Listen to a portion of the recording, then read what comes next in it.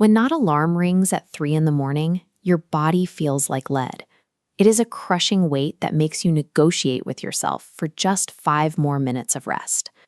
Islamic tradition identifies this heaviness as spiritual knots, thick ropes tied at the back of the head by Satan while you sleep, specifically intended to keep you pinned to the mattress and away from worship. There is a 1,400-year-old guaranteed method to dissolve these knots, revealing a window of time where every request is met with a divine response. The prerequisite for this routine is absolute. You have to set an alarm clock before bed, and you must make a firm, non-negotiable intention that when it rings, you will stop bargaining with sleep. Conquering this initial resistance against the mattress is the primary battlefield.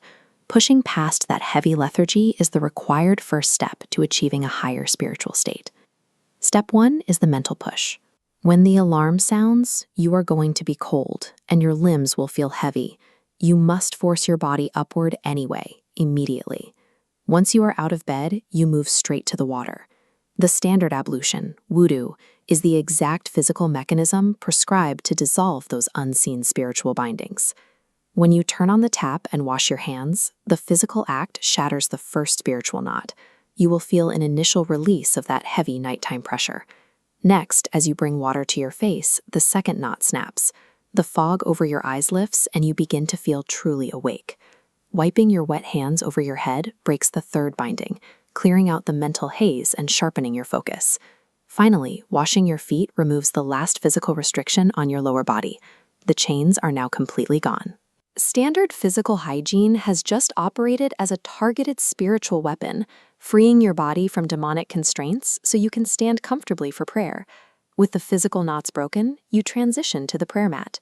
Performing the night prayer, known as Tahajjud, clears away any remaining spiritual residue and fully connects your heart to God.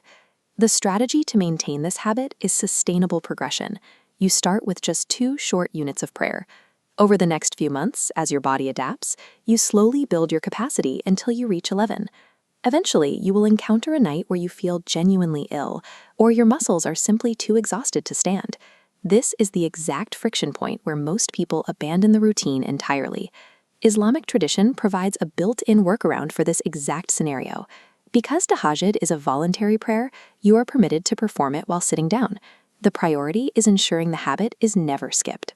Sewing up on the mat is what actually matters.